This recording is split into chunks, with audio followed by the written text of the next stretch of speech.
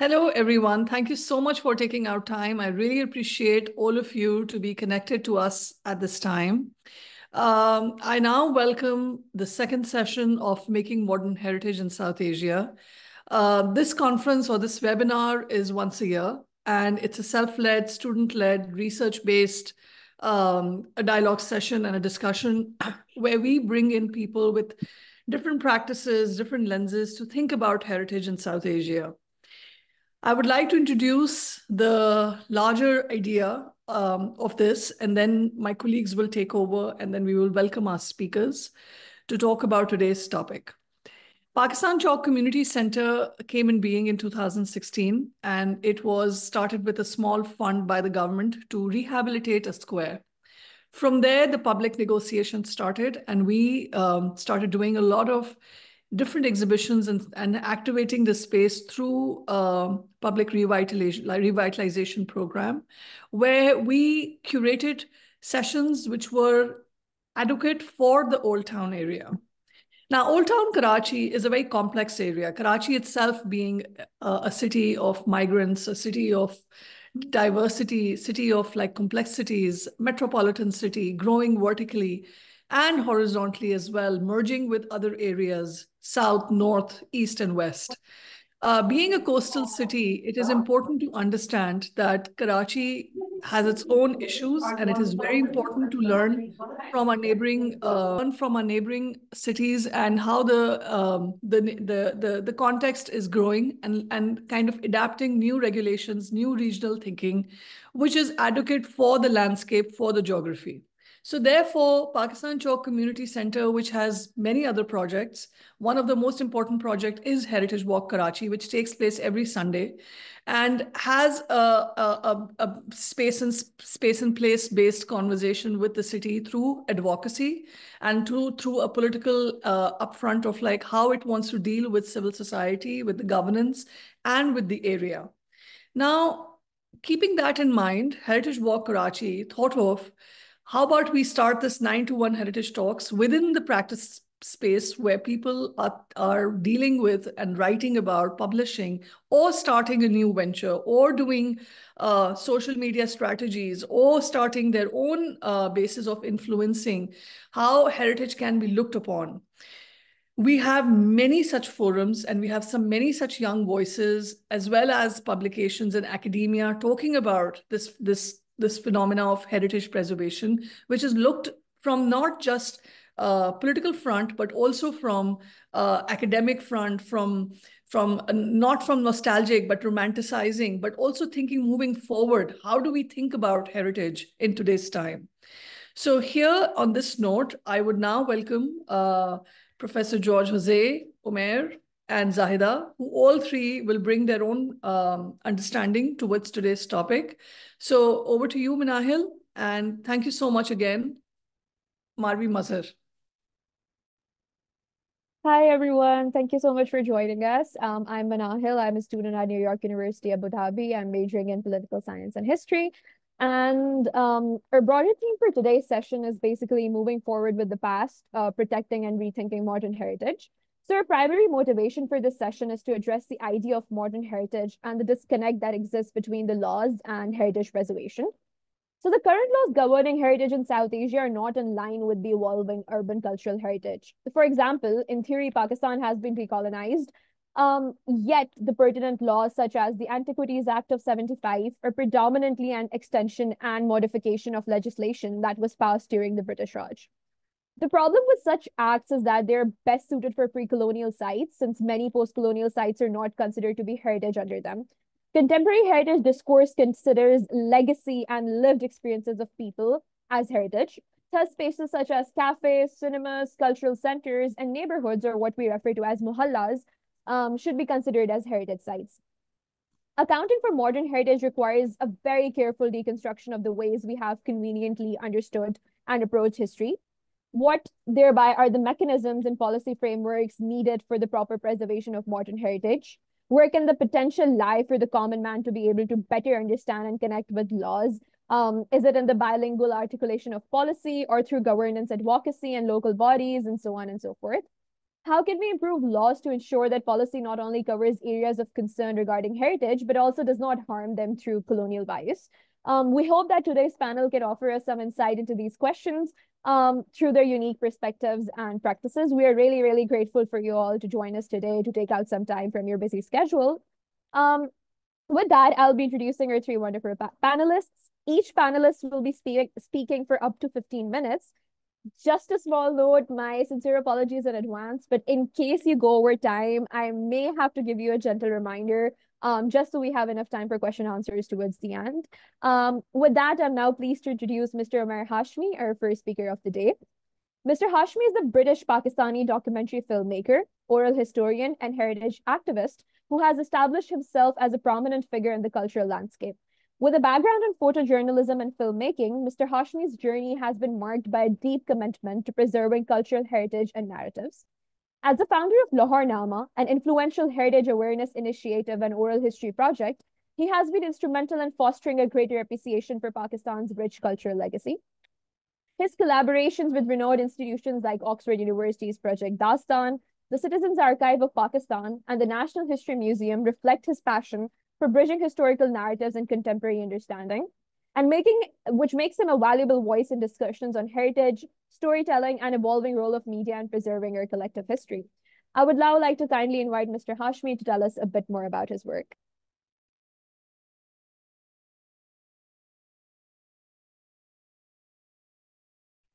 Thank you, Manahil. Thank you so much. First of all, thank you for this opportunity, and I feel privileged to share the panel with Marvi, with George, with Zahida ji, and everyone else. My name is Umar Hashmi, as Manahil has mentioned. I am here to present my small heritage awareness initiative, which is called Lahore Nama. Which we know that Lahore itself is a really ancient city, and um, its rich history, culture, and architecture showcases many eras and has influence, and that has shaped it. I mean, from the splendor that has Mughal era to the British colonial touches, every street and the building within the city has a story to tell. So while we often focus on pre-colonial and colonial landmarks, we must also recognize the importance of modern heritage sites in our cultural landscape, and that's how Lahore Nama works. So I'm going to share let's start from the beginning. The name itself is from a Persian derivation, like Nama itself is it's more like an online magazine of today's of time. It's a heritage awareness initiative and also an oral history project, and it focuses on the city's history from ancient to medieval times, till the modern times as well. Also includes the visual storytelling through the social documentary within the strict journalistic terms, without being partial and with being honest as well. So next slide, you can see is our mission and the vision. So the Hornama, by deploying digital media tools, we seek to create awareness and engage the public so that we may have learned to value and engage with need to conserve the heritage sites and at least start an awareness to do so. In doing so, we all recognize the value and importance of our shared heritage. So I have divided this particular vision and mission into four basic parts. One is the community engagement, which is really important. So we organize education tours of museums and heritage sites to highlight and rediscover the overlooked historical treasures. These tours utilize really friendly learning, one-hand learning experience.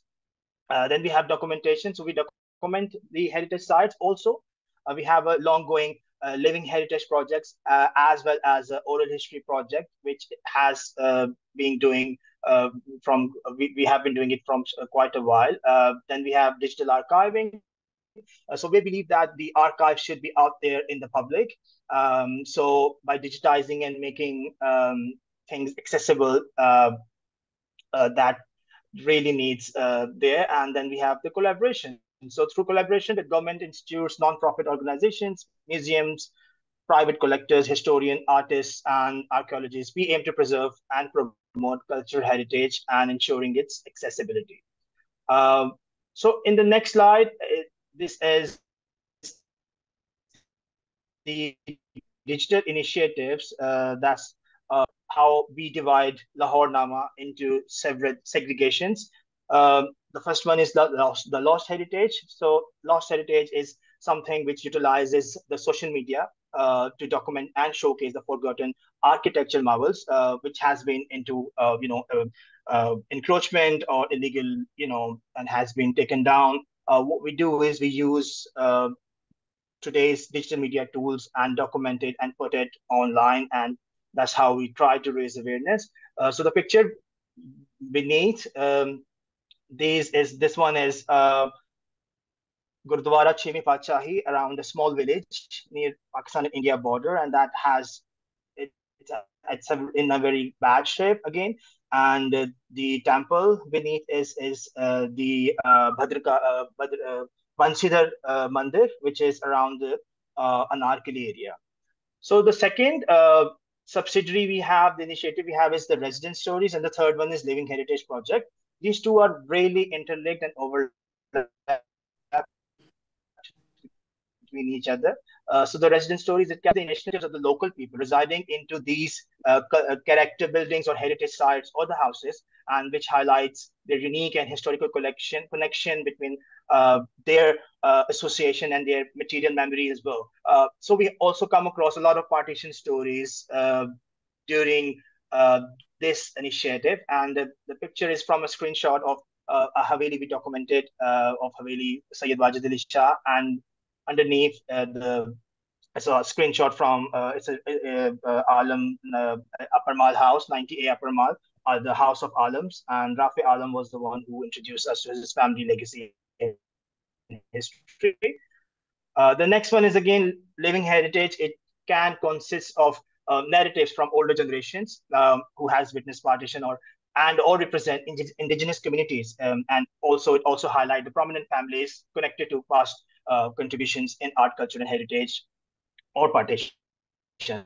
So the first picture you see is Miss Perin Boga, Miss Perin Boga. She's one of the 15 surviving Parsis of Lahore.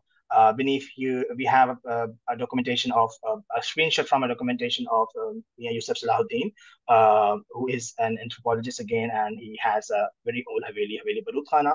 And beneath, we have documented Dr. Ijaz Anwar, who was also a conservationist, and he has painted Lahore all his life in watercolor.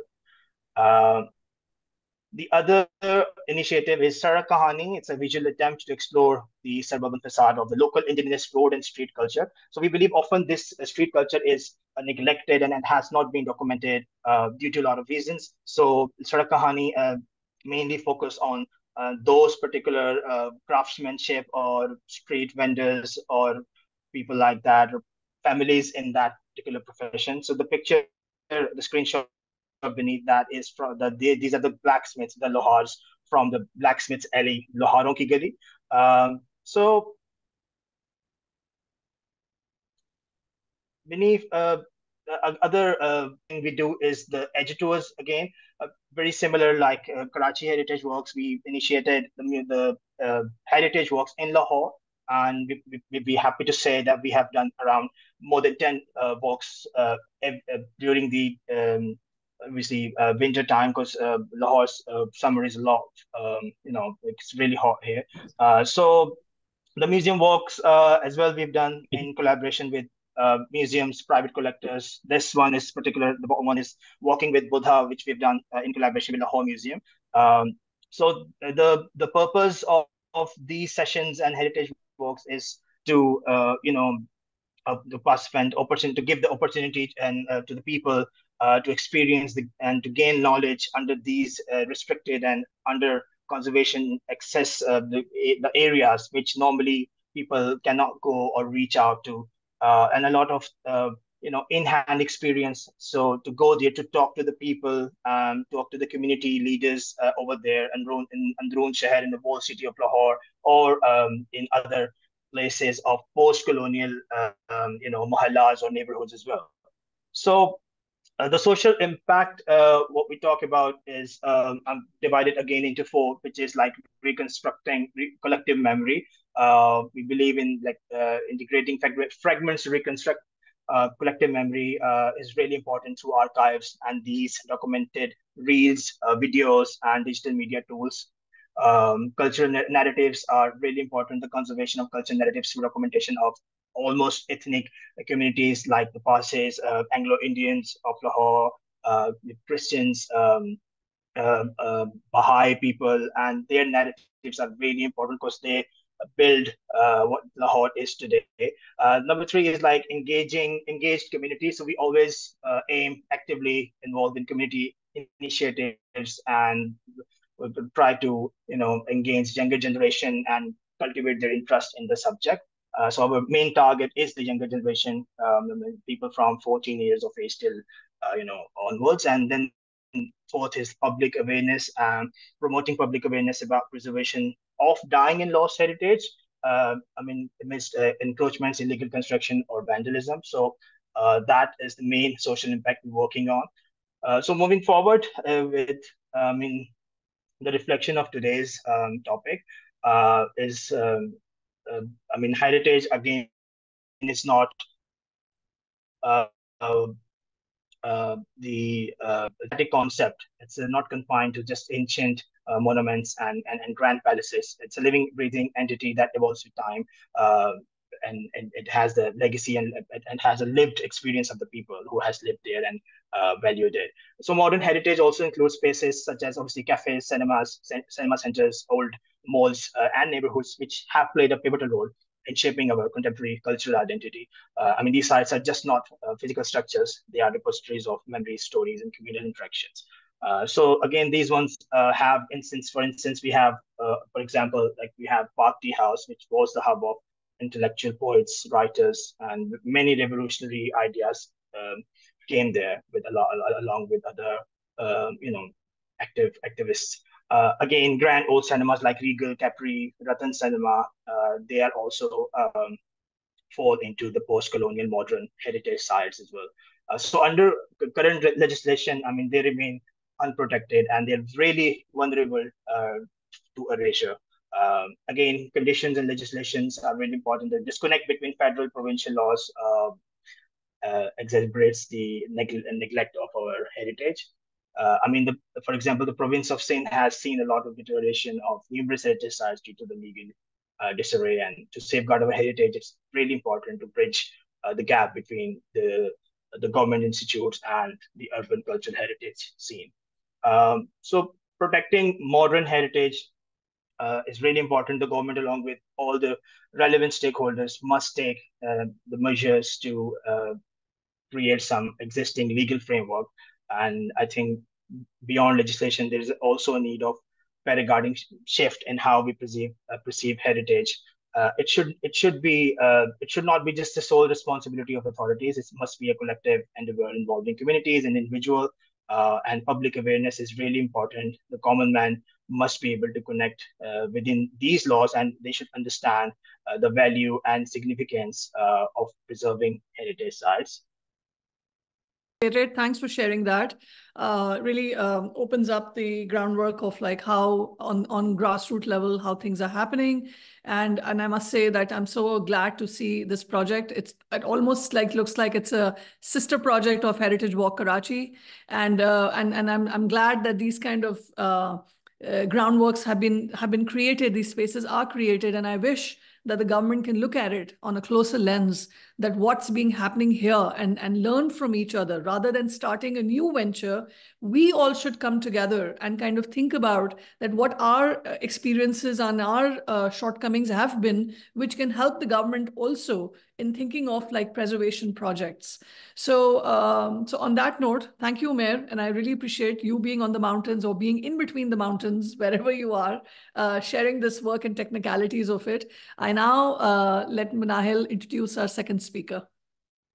Thank you so much for your time, Mr. Hashmi. With that, I'd like to introduce our second speaker, Dr. George Jose. Professor Jose is a visiting professor of anthropology at New York University, Abu Dhabi. He researches metropolitan transformation in and of contemporary South Asia.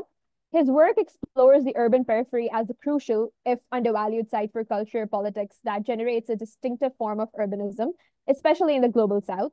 He studies the manner in which Quotidian processes of work and consumption crafts citizenship, even as it limits rights and produces the conditions of precarity and informality. Professor George is interested in multiple ways in which the contemporary city is imagined, produced, and consumed in its margin by its marginalized citizens. Dr. Jose is also interested in understanding the expressive registers of urban creativity in our time. While his academic work is in the disciplines of anthropology and sociology, Dr. George has directed programs in the field of arts and culture for the international and regional not-for-profit organization. He has taught in architecture, design, and management institutes in India, while also facilitating the development of policies and strategies to manage programs in research and documentation, collaboration and education in the arts, and help design partnerships with artists and art organizations. Professor George maintains a strong interest in arts practice across disciplines and serves collaborative projects in an advisory capacity. Professor, if you could please come up and share some of your thoughts with us. Thank you. Thank you so much, Manahil. Thanks for the very generous introduction. But Marvi, thank you. I'm really happy to be here with Pakistan Chowk Community Center and along with Umair and Zahida. I'm not a conservation architect, neither am I a heritage activist. I am, as Manahil kind of suggested, an anthropologist with an interest in urban issues. And I am from Mumbai, Mumbaikar, and that is where I am at the moment, although I teach in Abu Dhabi nowadays. But given the summer break, I'm here in my blighted city. And so in some sense, let me start off by saying that I don't really have a project to present to you, but what I want to lay down are a couple of thoughts around conservation, especially heritage conservation in an urban environment. And so the first, being in Mumbai, as many of you probably know, the name itself, we've been kind of concerned about what is the proper name for the city. And in many ways, trying to kind of understand whether this is Bombay, whether it is Mumbai, whether it is Mumbai, for instance, what really is this city? What is its name? What is its proper name? Those questions around the naming of the city itself tells us that the city is a site of contestation. And so obviously, in many ways, what counts as heritage, urban heritage, what is it that we should define as heritage? What is it that we should conserve as the legacy and inheritance? These become contested issues. There's no single answer to this. Indeed, there are multiple interest groups. There are various agencies that are always, in some sense, trying to negotiate around this question. And so if one were to just think about the name itself, as you know, the city was referred to as Bombay till almost about 20 years ago. So even after independence, which was, as you know, 1947, for almost 3 to 4 decades after independence, this city was referred to as Bombay. And then in the mid-1990s, as recently as 1995, is when there was the formal renaming of the city. And obviously, the formal renaming of the city meant a certain notion of the identity of the city. So as you might imagine, heritage has very inextricable relationship with identity.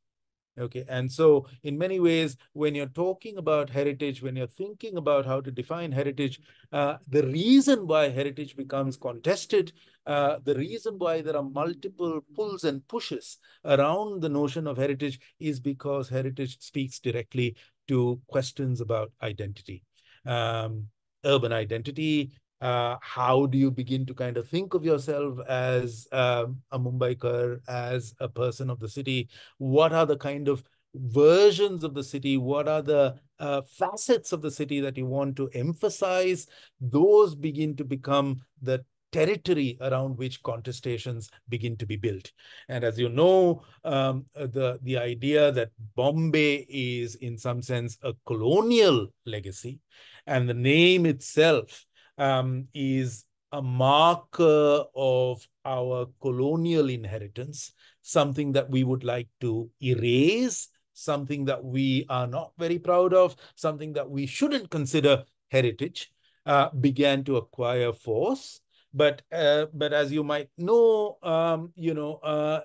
there were also there was no real consensus around the renaming of the city as Mumbai, because in many ways the question of whether Mumbai talks to a nativist identity, whether it talks to the sons of the soil idea, whether it tries to kind of exclude the migrants. And in many ways, the term Mumbai itself is exclusionary.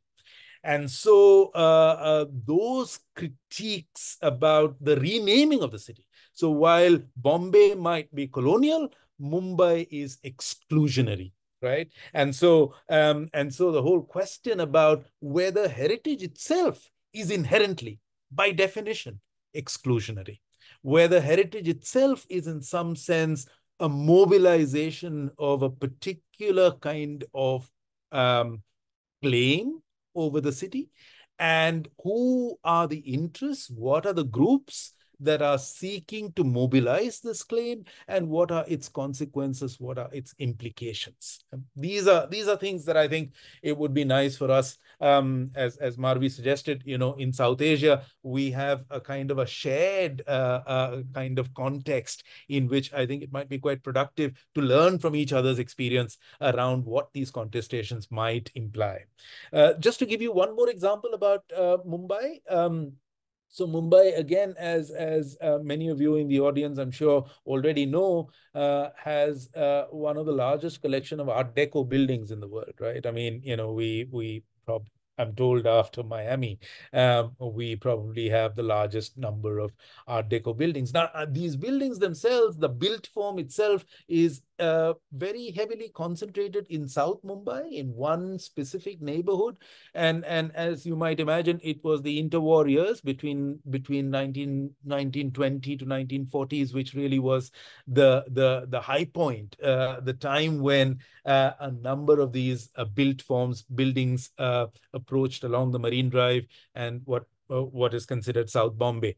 Now, Art Deco buildings have been a bit of a success story, if you will, among heritage conservation. In many ways, there was the championing of these architectural forms in the 1950s, which resulted in a number of regulations that were seeking to ensure that these buildings are not demolished, that they are not, as the term that builders use today, redeveloped. And redevelopment, as you know, is just another name for bringing down these buildings. And so, Bombay continues to be home to a wonderful collection of Art Deco buildings. But interestingly, I think it might be very instructive to contrast that with the legacy of the textile mill industry. And as many of you probably know, Bombay was one of the kind of centers for the textile industry, again, through the 19th and into the early 20th century. And there were there were a group of equally committed activists and corporators, municipal commissioners, who attempted to try and ensure that when the textile industries went into decline, that we will try and conserve some of those built forms, and we will try and kind of, also acknowledge the textile industry, both the workspaces, the industry themselves, but also the residential accommodation for the workers who were clearly key to the making of the city, that we acknowledge that also as urban heritage. And in many ways, that was a singular failure.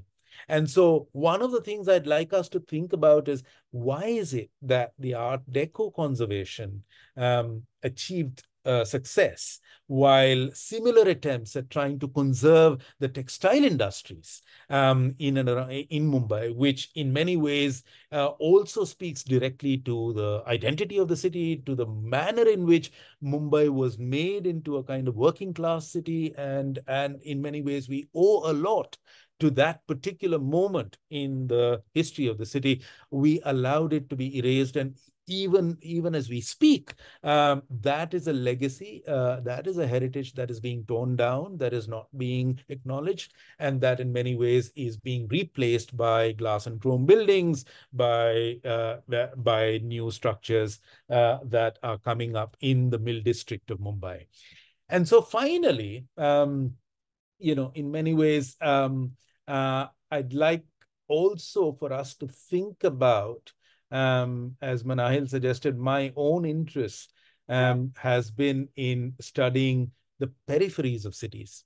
And I'd like to try and kind of probably conclude my brief comments by referring to the fact that heritage has tended to, at least when one looks at urban heritage, heritage has tended to, in some sense, emphasize the city center, emphasize in many ways the old town, emphasize in our part of the world the colonial city, and in the ways in which it has, sought to emphasize the city center, to that extent, it has failed to recognize the contribution of the periphery and the ways in which the margins of the city have been equally productive in actually contributing to a way of life, in contributing to a particular vision of what it means to be urban in the world today.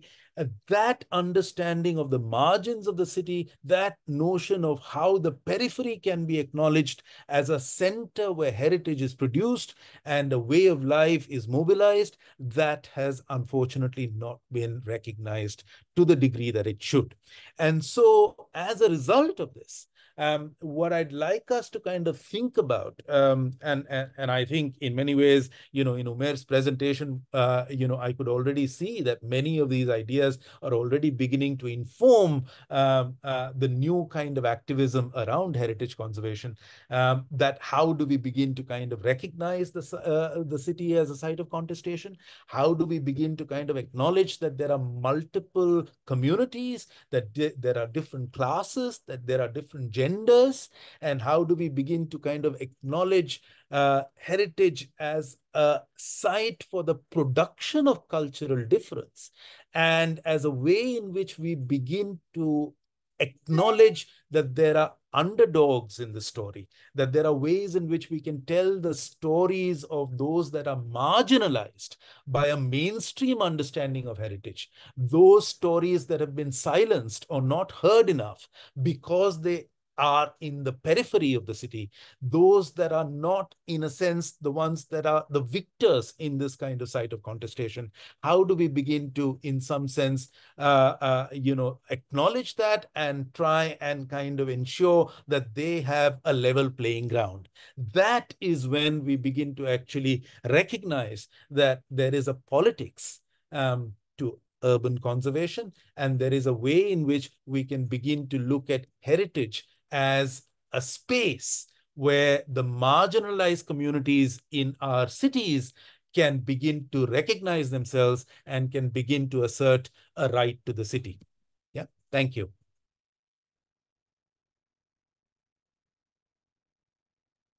Thank you so much, Professor. This was excellent. I am so glad that you shared these incredible interventions of like conversation where from identity to mobility, and then bringing a case study, and then talking about the periphery. It almost feels like we should come in together and work together at some point. I'm absolutely thrilled to hear about the edge, and that the politics of the edge is so important that we automatically, in heritage understanding and practitioners and architects, they concentrate on the built environment, which is so easy to understand, but where the complexities is on the periphery. And how do you include them? That inclusivity is not just a term, but it's a practice-based understanding. So, and unfortunately, when you think about urbanity, this periphery is considered as encroachment. So this encroachment idea is something that, we really need to expand on. That what does it mean? I mean, I was appalled by one of our, drives that took place in Karachi, and they had like Facebook pages called South Encroachment Drive hashtag. And then they had east-west ones. And the whole idea was like cleansing of eyesores, which was, quote and unquote. So we really need to talk about these things. Actually, the making of the city takes place actually on the outside, on the periphery. So I'm so thankful that you brought in these ideas into our leading conversation. And I am going to not take much more time, but we will expand on this and open it up in the last part. So over to you, Manahil. Thank you again. Thank you. Thank you so much, Professor, for coming in and for sharing your thoughts and expertise with us. I would like to now introduce our last speaker, Ms. Zaida Qadri. Ms. Zaida Qadri is an archaeologist and museum professional associated with the Government of Sindh Antiquities Department. She is the chairperson of International Committee of Regional Museums and vice president of ICOMOS Pakistan, which is the National Committee of International Council for Museums and Sites. She has initiated a number of projects, including the Women in Museum Project, the Conservation Training Course of World Heritage Sites in Pakistan, and the Jain Heritage Preservation Project at Nagar Parker. She has also worked on heritage sites management during emergencies and disasters, training a team of 25 young people from the local community to safeguard the World Heritage Site of Makli. She is the focal person for a working group formed by Women Development Department, Government of Sindh, for the protection of women from gender-based violence during times of disaster. She is the field director excavation at Bambur and Chahanjodaro, along with the French and Italian archaeological missions in Sindh, Pakistan. She is an editor of Research Journal of Government of Sindh on Archaeologies and Museums, the Sindh Antiquities. She is working in Africa and Asia Pacific region currently for safeguarding regional heritage. Ms. Zahida, thank you so much for joining us. And if you could share some of your work with us. Thank you so much for such a brief introduction. And again, I was thinking that we should stay your very small one because it takes too much time. Yes, please. So while we are talking about the making of a modern heritage, along with our old town heritage, it is very important that we accept that intervention are okay with the heritage. I just would like to take some examples from my recent trip. Glasgow, actually, it is a shopping center where I just go accidentally. I was doing some shopping in Marshland and I go over there and I was surprised that this is actually a kind of a historic building which was used for the shipping yard previously. And now the France government has turned into a shopping center with 52 doors corresponding. These are 4 buildings who have now renovated completely with the new architecture, mixing with the old architecture. If you can go to the next slide, I can show you some pictures, please. Yes, here is this a heritage building which is now turned into a shopping center. So can you see this shipyard materials are still using for the sitting spaces and some kind of food spaces. Please for the next slide. Here is the building exterior and the interior. And they also mentioned the history of this building. Please move forward. This is a small area for the kids to let them know that what is the history of the building and how the city looks like in previous times. Please move forward. Just please move forward again. I actually add these pictures to show guys how they adjust the whole heritage and the modern design over there. This is also a restaurant over there. Next, please. Yes, please. Next, please. So basically, what is lacking in Pakistan or maybe in South Asia, that we are lacking an approach of people perspective in heritage conservation and heritage management. What we see that when we enter a lot of heritage buildings in Karachi and Lahore in some areas, in so many areas, but when we are going to conserve them from the government perspective, of course, so we are not thinking about what people actually want from us, but we are thinking what contractors or authorities wanted to do with these things.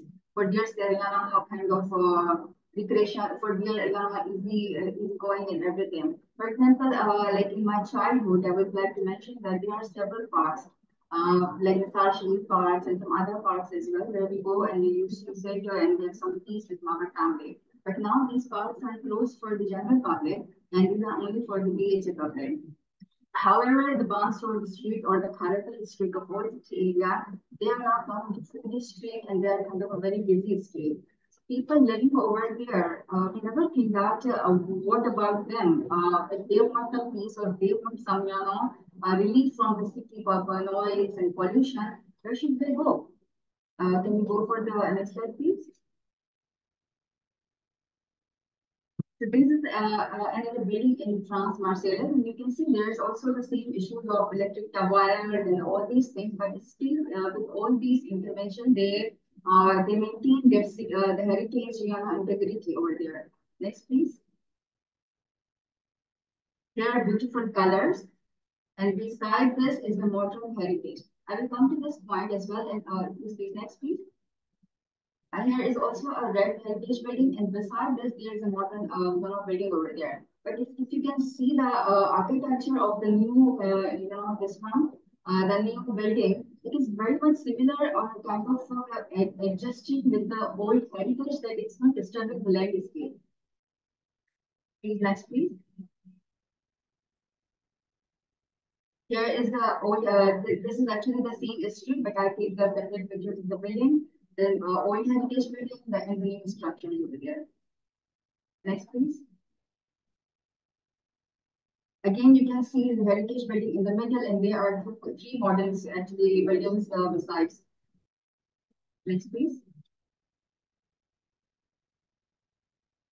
This is also a heritage building over there. Some intervention. Next, please.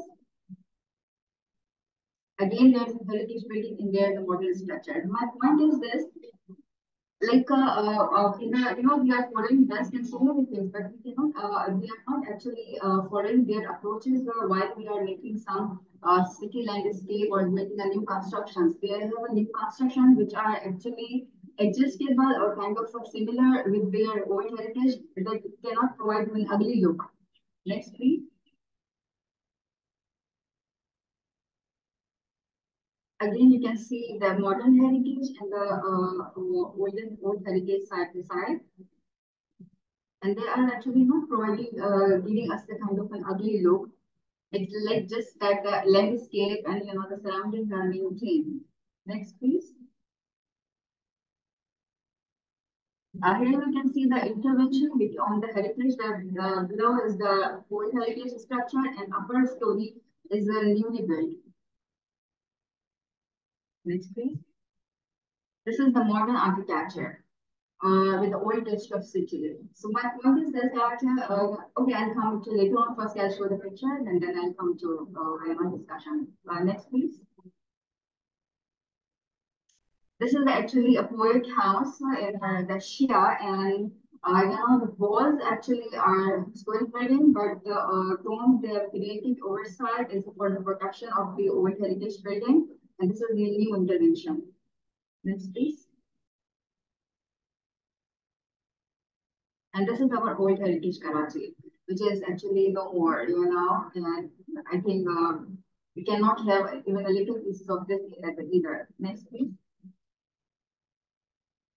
So these are kind of a behavioral changes in treating heritage. Now we are coming to the Karachi heritage. Next slide, please.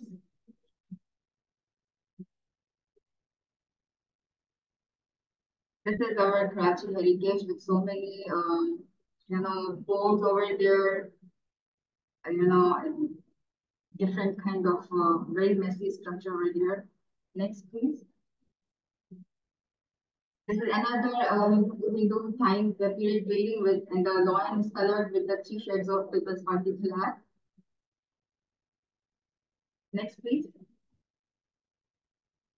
So the ways of moving forward with the past protection and rethinking modern heritage. Can we have next slide, please? So showing all of these slides to you basically that the intervention has also been made now in the Western world as well, in some other part of the world as well, but they have a kind of proper framework that new construction should be matched with the old one, or maybe they adopted the some structures or some features of the old heritage building so that that the landscape should not look ugly. While you're seeing the heritage of Karachi, or the street of Karachi, we have a huge buildings of cement and same color. We are not experimenting with the new colors. We are not experimenting with the designs. And I don't know what is the problem that had our architects and our contractors to be experimenting with these things. So at the one side, we have very good, glorious past in the capacity, or with the whole, or some other part of the Pakistan. And very next to this, we have a high-rise building with small flat features with cemented colors, gray or like white or something like this. I don't understand that why we don't adopt the old techniques or old colors. If you go to the heritage buildings, you can find a beautiful chase floor over there or some mosaic floors over there. And the colors and the ceilings are so colorful and so beautiful. But we are not adopting these techniques to the new heritage. Therefore, it is like a separate, very clear separation between the old heritage and the new heritage. And the laws we are actually, our Pakistan law, I actually impressed with the PCCC law, which is it's newly constructed in 2016, and it actually incorporated some of the elements which are required for the today. But for the same Antiquities Act and Balochistan and for Punjab, the laws are so outdated. They have no kind of space, unfortunately, for some interventions that can facilitate people. I saw kind of people who are sitting outside the meeting area of advisory board and heritage board for a long time. They're spending whole day over there just to get advice from the advisory board or the heritage board, which is like a kind of exhausting exercise. And I don't know what we are expected from these property owners when they're so exhausted when they come to get a solution of their heritage property. Furthermore, I think that we have to make some laws regarding that the newly constructions buildings, like the surrounding of heritage buildings, should have some aesthetic sense and provide the landscape alive. I must say that the ban ugly construction, at the surrounding of the heritage area. Then maybe we can experiment with colors and design, and nothing cost, not too much. You can use a cement color over there, so gray or white, and you can also use some color for over there as well. This is, I think, equal cost over there. Then the intervention in heritage of historic house must be allowed because the Karachi is built at the coastal side of the coastal side, and we have a humidity problem as well. Sometimes our pipelines are expired. There are so many other issues as well. People are like suffering because who own heritage property. They are not allowed to make any intervention or any kind of repair until unless government or consultant allow them. So I think that should be addressed properly. Then re-adaptive use of heritage practice as well. Like in the picture, you can see there's a heritage building, and beside next to it is the a kind of a modern heritage. But they are this not actually disturbing the values and aesthetic sense of the old heritage building. Also, we consider sustainability of the structure. And one and most important thing, we may involve more and more female architects, archaeologists, and conservationists, and see the heritage from the female perspective. This is actually a kind of a good experiment. We see a very great examples that female perspective. I'm not criticizing male or I don't want to ban any one of them, but this is a kind of different experiment when you see the speaking heritage with a female perspective. Next slide, please. So, I would say that we should consider people facilitation and hassle-free process so people can list their heritage properties easily. We need to hire the consultation counselors for heritage properties owners to give them kind of a relief. Then again, we think for the people perspective, we need some green spaces or meeting places like the Bans Road area or Old Town Karachi. People should not suffer with the very population, or if they cannot go to DH Park or some other park, at least they have some facilities in their own area as well. More important thing, while we're turning the heritage buildings into museums and libraries, there is no cafeteria inside, no sitting place over there. no museum shops. So maybe we can consider this as well. Consultant and architects, what government or what the heritage the advisory board suggested to the owners, there must be free of charge for that, or government should pay them. They should not be a burden to the property owners. Otherwise, this property owners like feel if my building is heritage property, it is a kind of azab for them. And there's so many of code matters. I think the court should have a special slots for the cultural matters heritage as well. Just move, please. And there's the police. There's tourism and heritage police worldwide, which we are leading here in Pakistan. Next, please. So I think this is let me sum up this more faster. We have actually advisory and executive boards who are working in the government Sindh, but we have no voting system, unfortunately. So what happened that whatever decision are making, there are 2 or 3 people and other are silent. I think we should introduce a voting system. Then we recruit member who are efficient and brave and not on the basis of personal liking or disliking. Then a special session conducted, as I mentioned.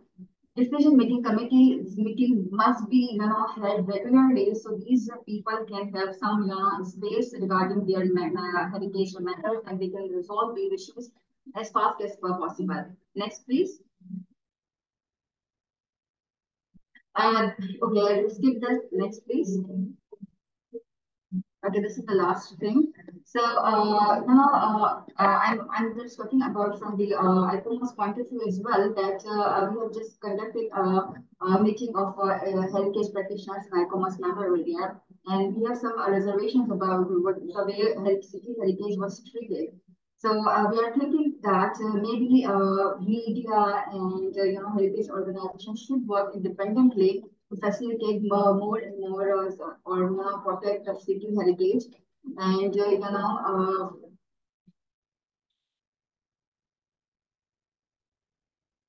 hello. Yeah, thank you, Zaida. Okay, thank you. I thought I lost my voice. Thank you. No, thank you so much. Really appreciate it. Thank you so much. Yeah. Wow, this is like a lot of stuff to talk about and kind of open it up to discuss, but really appreciate you bringing a lens of like what the local issues are. Zaida, of course, is from the government body, and it would be interesting to talk about in our panel discussion that how the bureaucracy works and how the government outline works in updating, also in thinking about modern heritage. So is that a conversation on the table?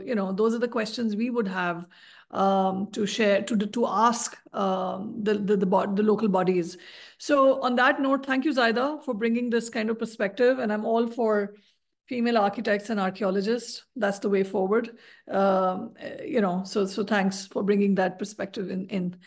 On that note, we end the panel presentations, and now we open it up for questions. So my colleagues have some set of questions for each speaker, and it would be nice to share those queries and then ask the audience as well to jump in. I just want to make an outline here. Cassandra, so good to see you here. I just saw your email, so I'm glad that you're here on with us today. And I hope you will be there for next 8 sessions that we have coming up on modern heritage. So I tried. Thank you. Manahil, would you want to? Yeah, thank you so much for all the panelists for taking out your valuable time and joining us here. We really, really appreciate it. I would like to now open the floor for questions. If my colleagues here have any questions that they would want to pitch in, we can start with that. If the audience has any questions, feel free to raise your hand or put your question down in chat, whatever you're comfortable with, and I can just read it out for you. So yeah. Yeah, Zana, please go ahead. Yes, sorry, thank you. I just wanted to say to all 3 speakers, that was a really amazing presentation from all of you, and I really enjoyed and I learned a lot from it. So thank you so much for coming. I wanted to ask, I guess widely to all 3, it seems like there are some there's some issues of kind of like facilitation. So we have people, for example, like architects and artists, and you have a lot of young people who are interested. You have people like Mr. Umair Hashmi, who's doing so much amazing work.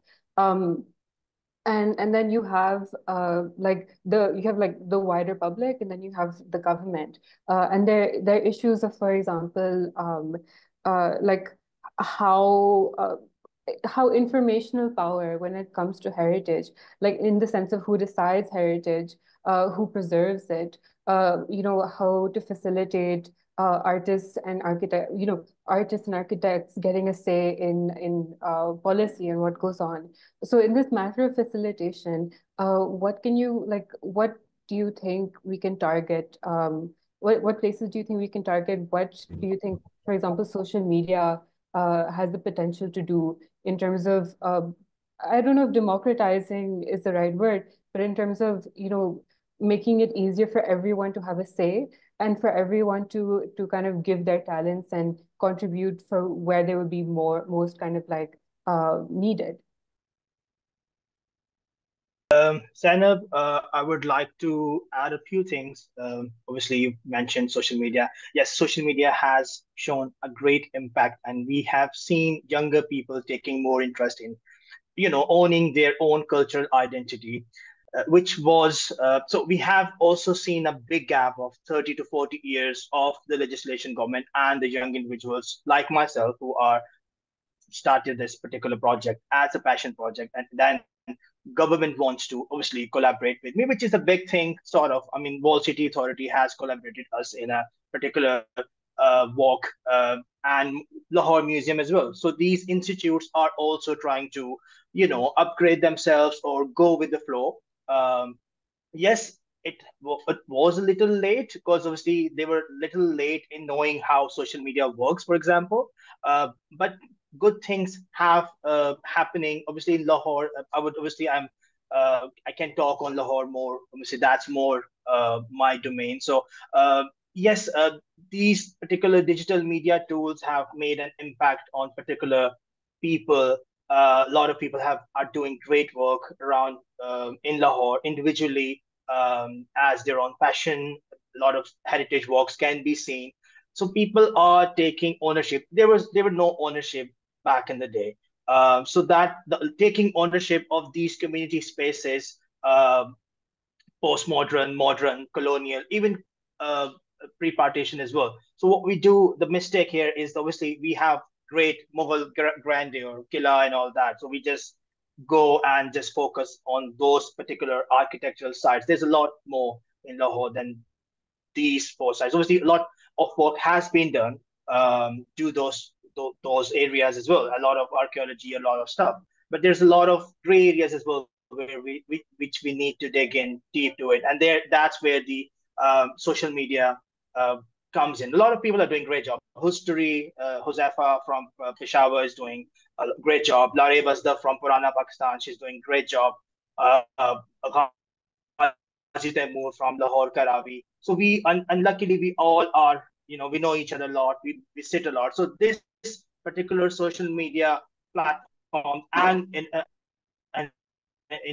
in these millennial generation of journal, oral history traditions, and vandalism, which has happened after partition as well, and the connection and the bridge between the older generation who are in government. So I mean, a couple of weeks ago, I had a talk with Dr. Kawal Khalid, who's a director of archives as well. So she had similar thought as well. So yes, that's really important. I mean, I think I answered your question well. That really, makes sense. But I think what we really need to now also expand on the idea that just by social media awareness, we also need to actively. What has happened, unfortunately, with HWK is that we have become like a whistleblower, and that's it. So it is quite exhausting that till when can you just be highlighting issues and not moving step ahead? And I think that's where alliance is needed between, let's say, Lahornama, Hus story, couple of other like Ghazi's work. So we all should come together and kind of like make some kind of like a charter and send it out to the government. Maybe that way some movement can take place. I'm not going to take much time here. I'm going to come back to it. Professor Jose, if you have a reflection on the first query, that would be great. Well, I mean, I think that's a great question. And like you were just saying, Marvi, I think one of the way out is to foster collaborations between groups and organizations that are working in this region, in this area. The reason I'm saying that is because, as I suggested in my talk, there's always, when it comes to heritage, there's always marginalized communities, marginalized neighborhoods, marginalized structures, right? And so there's always certain structures which are always mobilized by both the market and the state. Just to give you an example, right? I mean, in Mumbai, for instance, there's been a trend of certain corporate groups that would kind of actually mobilize the adaptive use that Zahida was talking about. And you can see that there are a number of, fintech companies, for instance, banks and so on, that will kind of actually, tom-tom the fact that they kind of are into heritage conservation, but that is really a kind of brand building exercise. So while they are doing it, and that is very good and to be applauded, I think it's very important to be sensitive to who's being left behind, to what groups, and say, for instance, in Mumbai and in India in particular, caste is an important marker. And we know that, say, for instance, the practices and ways of life of Dalit communities, the practices and ways of life of a certain kind of neighborhoods are not acknowledged, do not qualify to be seen as heritage. And I think those are the kind of things where if we can begin to be more sensitive, and young people, especially in the social media, I think if we can generate a certain kind of skepticism to the received kind of idea of heritage, how do we begin to kind of interrogate that? How do we begin to question that? And how do we begin to kind of ask new questions? That would be helpful. Thank you. Thank you so much, Professor Jose. That's quite like an important implementation here, that how do we, the alliances is very important, and also inclusivity of various kind of groups that one can include in heritage thinking. Zaida, would you want to reflect on the first question? Yes, I would like to say that I am to be part of such urbanization process, such initiative. I think there are very important that you focus on some aspects. For example, I'm giving an example of IGOMOS. IGOMOS Pakistan is one of these page. We have often meetings, organizing regarding these heritage issues and all these things. And it is not only for the members. Those students who are interested, or those artists who wanted to have their say, they can join us. Also, while the conservation projects of government have sent their advertising in the newspaper or on social media as well. So if you would like to part of any such project, maybe you can use these advertisements for your work as well and try to apply for these projects. So this is one way that you can involve yourself as well. And there's also the government quota for women participation as well. So you should benefit with this as well. Thank you. Thank you, Zaida. Really appreciate it. So, could we go for our next last question? Yeah, I can read out the question from the chat. So the question is for Ms. Zahida. In your opinion, what role can museums play in preserving heritage beyond displaying it? The practice of display treats heritage as dead or something of the past. Is there a way for museums to respect living heritage?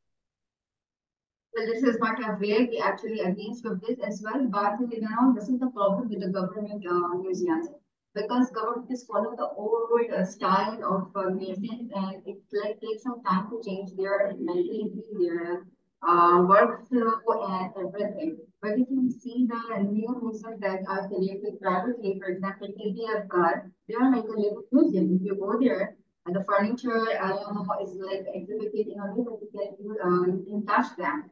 You can also experience how is the life in 1930s in Karachi. There are several programs over there. Similarly, there is a museum in Fakir Khana and Lahore. There's also a collection which is like a worth visiting. So, besides this, internationally, and with the some initiatives of ICOM Pakistan, which is the National Committee of International Councils of Museum, we initiating some projects mental health and well-being with the museums. So we organize special sessions in the museum, but this is once in a year on a museum day for government museums, it will maybe take some time to change, the way they are exhibiting their collection and everything. Thank you so much, Zaida. Really appreciate it. We have another question for Professor Jose. You mentioned how the name Mumbai is exclusionary. Could you please expand on that a bit? Yeah, thank you. Thanks for that question. There's a long answer and there's a short answer to the question. The short answer being that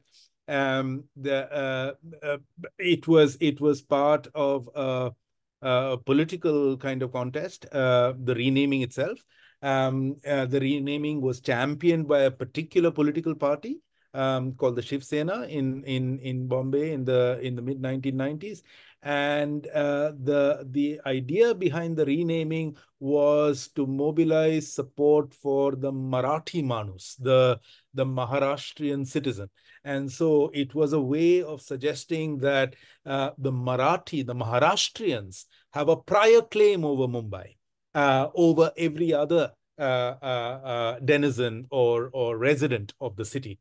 And so the idea of the renaming was a way to show the migrant her place, was to suggest to the migrant that the city is not theirs. And so it was in many ways, that is why I called it exclusionary in the sense of signaling that the city belongs to a particular community, that they have a prior claim, a prior right over every other community or every other group that exists in the city. And so in that sense, exclusionary. Yeah. Thank you. Thank you so much. We have this one question, but not a question, but more like yeah, it is a question actually. They're asking Umair about, is there a website to register for Lahore Nama or some kind of formal space? So if you can just put that into the chat box, that would be great. My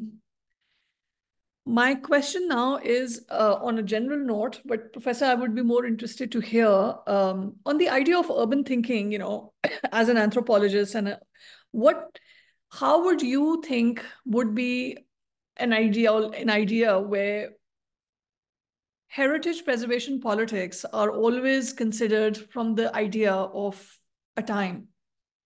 But when we have to move forward, we have to make it living heritage. We want to think about how they can actively be part of the urban fabric.